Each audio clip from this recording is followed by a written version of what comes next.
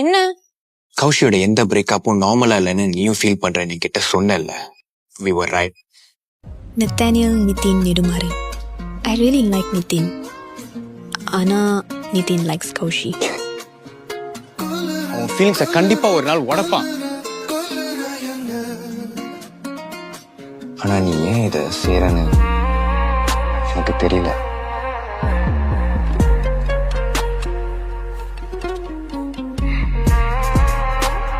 நம்ம 2 பேரும் இப்போ போய் ஆடணும்னா பெரிய பிரச்சனை ஆயிடும்ல. Don't you dare talk to her like that.